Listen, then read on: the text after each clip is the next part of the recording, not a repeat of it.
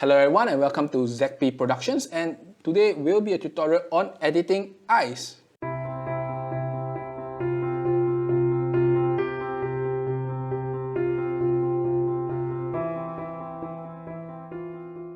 So this is part of my tutorial series of portraiture edits, and the last one I did was using burn and dodge to remove the unevenness in skin. So today is about editing the eyes itself for the purpose of portraiture. Now this can be applied for cosplay, for normal portraiture. It really depends, and you can adjust the intensity on it. So let's take a look at how I do this edit itself.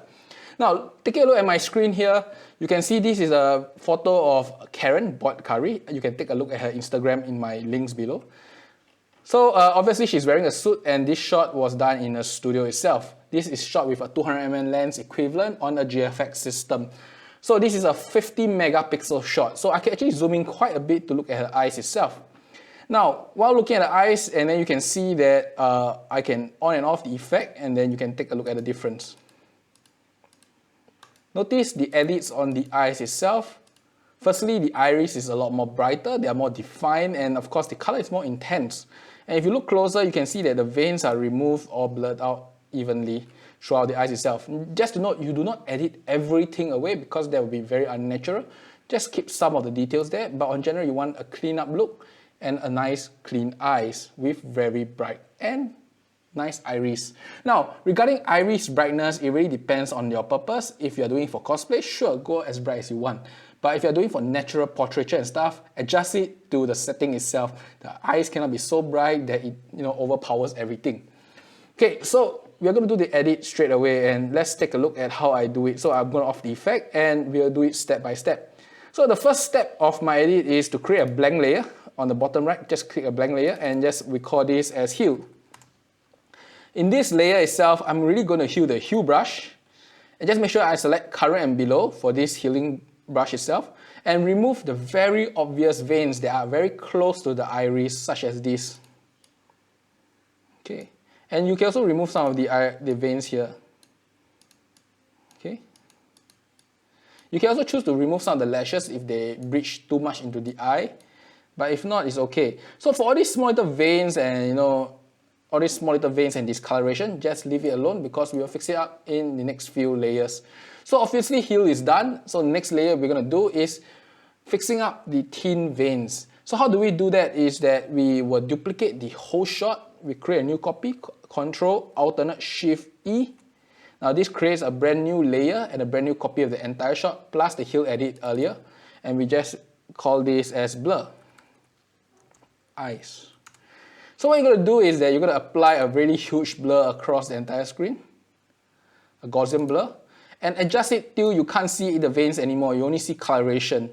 So around 4 will be just nice if you ask me, based on my experience, for a half body shot. So 4 will be fine. You notice that there's no more veins.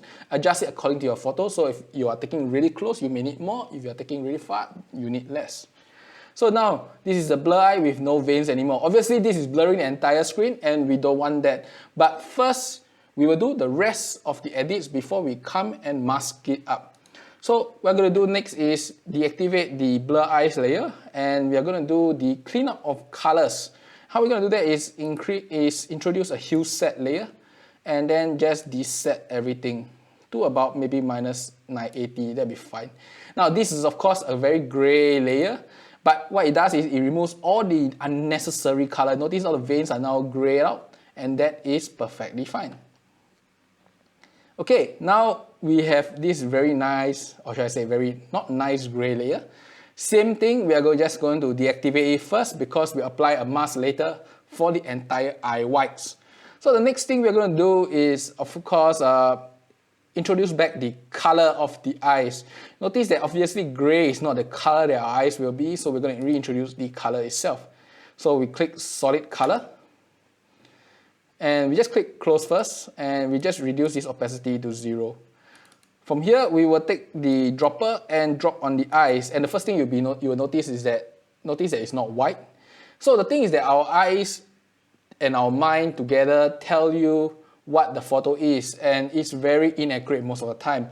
More often than not, we are not actually looking at true white, it's just white because in relation to everything else, and our mind interprets it as such. So eye whites are normally white, but in this case it's not really white. So just use this dropper tool, and you notice it's actually closer to brownish gray color tones, and that will be fine. Just press OK. So now we have all three layers. First we have the blur eyes layer, we have the hue set layer, followed by we have a color layer that obviously is at 0% opacity. So what we're going to do is take all three layers up and create a group. Just drag them down to the group itself and rename these to whites. So obviously this is not the photo that you want. So what we're going to do now is you are going to brush the whites in. What you're going to do is first apply a mask to the group. Click mask on the bottom right hand. Invert the mask with Control I, or if you're using a Mac, Command I. And then take a brush and then carefully brush onto the whites. So for this flow itself, I would say as you keep it to about 80%, it will be great. Okay, I'm using the wrong color. Let me change to white. You notice that when you brush on, it's gray in color, and as I say, your eyes is not the best interpreter of color. So just be careful on how you brush first. Just leave the gray as it is.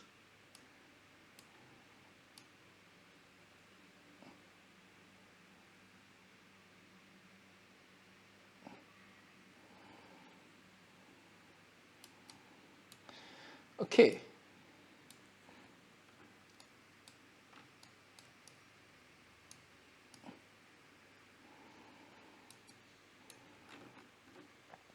Now what we have is a perfectly brushed white, or should I say brushed gray eye whites.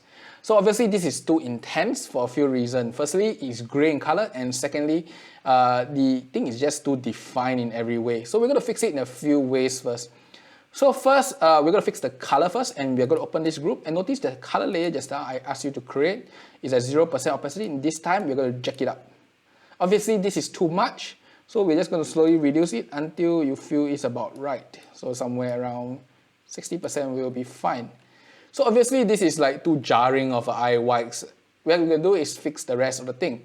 First, we can go to the mask itself, and then change the brush to black, change the flow to maybe about 10%, and slowly brush the edges away to blend them through with the original shot.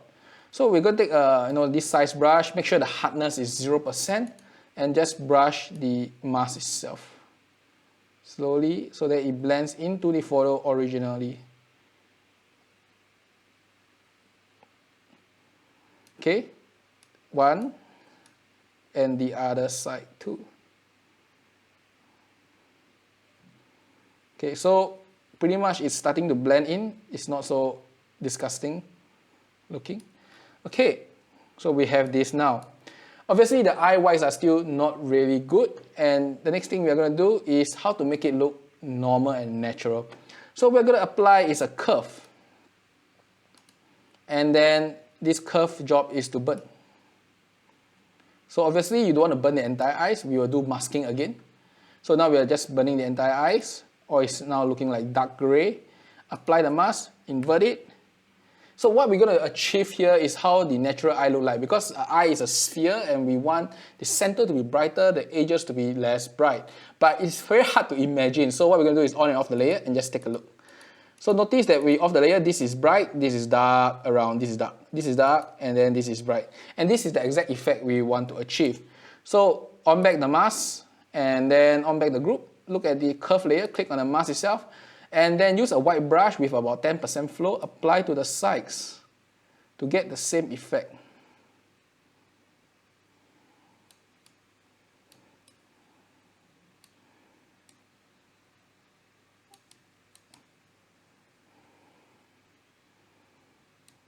Okay. On and off the layer and make comparison. Yep. This is very close to how the gradient is on the eyeballs. So now we're going to just intensify the colors back again. Okay, 73%. Then take this entire whites layer and just reduce this opacity slightly to just blend into the original shot. Okay, so now if we zoom up itself, the whites look actually pretty decent. In fact, they look like actually part of the photo itself. Now, that's one thing to note, because we're editing both eyes, and obviously the left eye, or this eye here, is brighter than the right eye, you will need to do some other adjustments, such as, taking this whole big curve, then take a huge mask, take a huge brush, and just darken this bit slightly more to just create that difference, and then it'll be pretty fine. So we have already done the whites. The next thing we're going to do now is the iris itself. Remember, we want the iris to be brighter, more intense in color, and to pop out with a bit of definition. And that's exactly what we are going to do. So now to do the definition of the eye, we're going to do it the exact same thing. We're going to apply a few layers followed by a group mask. So first thing we're going to do is, of course, increase the brightness of the eyes. And the easiest way is to do a curve and just brighten it. Push it upwards. Okay, so now the layers inside the whites, just lift it upwards, outside. So obviously we are brightening everything, including the iris, but you can just brighten it a lot and adjust it later. Okay, so we have brightened the whole shot. The next thing we're going to do is intensify the color, and to do that, you can use hue and saturation again. Increase the saturation slightly. Around 10 to 20 will be enough. Too much, it will be too jarring. Okay. And the next thing we're going to do is make the eye more defined, and that is using another curve, and this time is to darken it. However, unlike the earlier curve, this time we have to apply the mask before we do the group mask. So just take a thing, Control I, invert the mask itself, take a small brush with a flow of maybe 10%, that'll be fine, and just brush around the edges of the iris. It's okay to not be so accurate. You can brush onto the whites a bit because we will fix it that later. Okay. Now you on and off the burn layer, and you notice that it defines the iris better.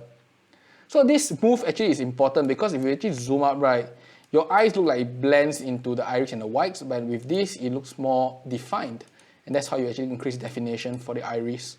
So with that, we select all three layers together. And similarly, we create a group again, drag it down to a group. So rename the group to iris.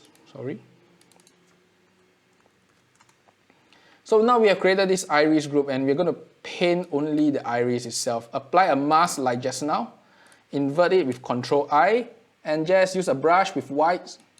And this time we can just use full intensity, 100%, and just carefully brush onto the iris, and of course the edge of the iris itself. Don't overdo it. Don't get it onto the whites. Don't get it onto the skin. And if you get it on the skin, it's quite obvious. Now, to know whether you get it on the whites or the skin itself, you can actually use this thing that, if I'm not wrong, this is a /. And you can see actually where you mask it. So obviously this got onto the skin, and this one, you need to brush it a bit more.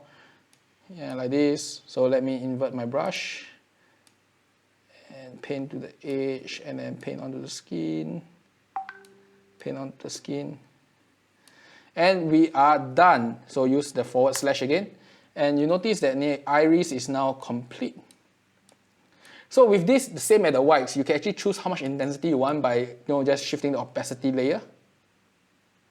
Okay. And there's a few more steps you can do to enhance your eyes, and some people may like it, some people may not want to do it. First thing is you can sharpen the eyes itself. So if you click above the curve layer, just create a brand new layer, which is Control Alt Shift E. This will clone a brand new layer for all layers below. So we have this layer itself, and then we use filter, which is sharpen, and just use Smart Sharpen or Smart Sharpen should be fine.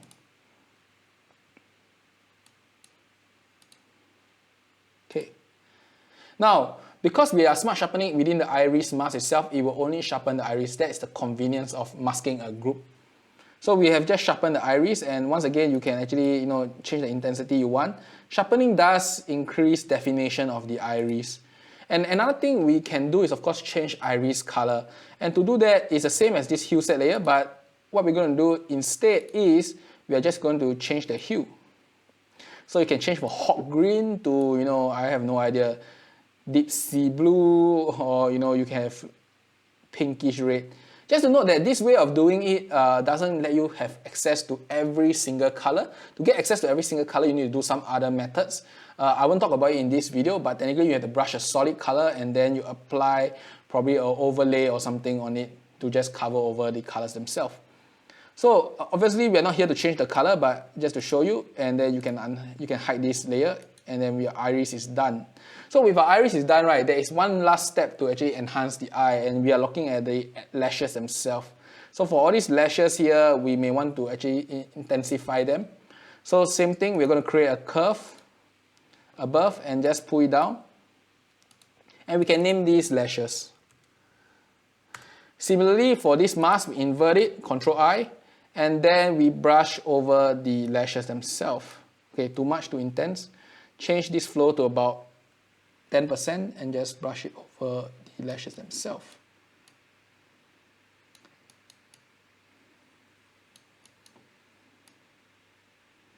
Once again, be careful, don't brush onto the whites. If you brush too much on the whites, it's noticeable and it's very ugly. Okay, with this, right, we actually complete our eye edit. So we now select everything we have done so far and put it in the group, and we call it eye edit. And just activate and deactivate it, you'll notice the difference itself. The whites are cleaned up, the eyes is more defined, the iris is brighter, and it's more intense in terms of color. Of course, once again, you can go in and then tweak the various opacity to actually change the intensity itself. It's up to you, or you can even change the color of the eyes. And this is about it for my video. So this is just a very simple way of editing the eyes. And if you follow my steps, you can even create an action. So what I have is actually an action that does all of this. And all I need to do is just brush onto the whites and brush onto the iris cleanly. And of course, lastly, brush on the lashes cleanly. And that's about it. You already can do quite a lot of things with this edit itself. Change the eye's color, intensify the eye, make it really, really bright and shiny. And this is very useful if you're doing conceptual or cosplay. Now, if you're doing standard portrait, it's really up to the setting and up to the shot itself to determine how much brightness and edit you want on the eye. But in general, you want a nice clean eye, and this is the way to achieve it. Overall, if we look from the shot itself and we activate and deactivate the effect, this is what you get. And eyes are important. Just make sure you don't overdo it. And that's about it for my tutorial today. I hope you enjoy it. And I will probably do some other tutorials such as frequency separation and maybe, you know, how to burn a highlight to make it look more like shiny and stuff. I will probably do those tutorials in the future. The only tutorial I will not teach on this channel is liquify, because I find liquify is too subjective.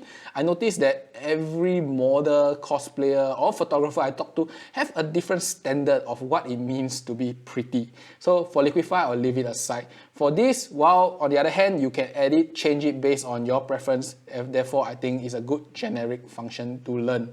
I hope you enjoy this and see you next time. Bye bye.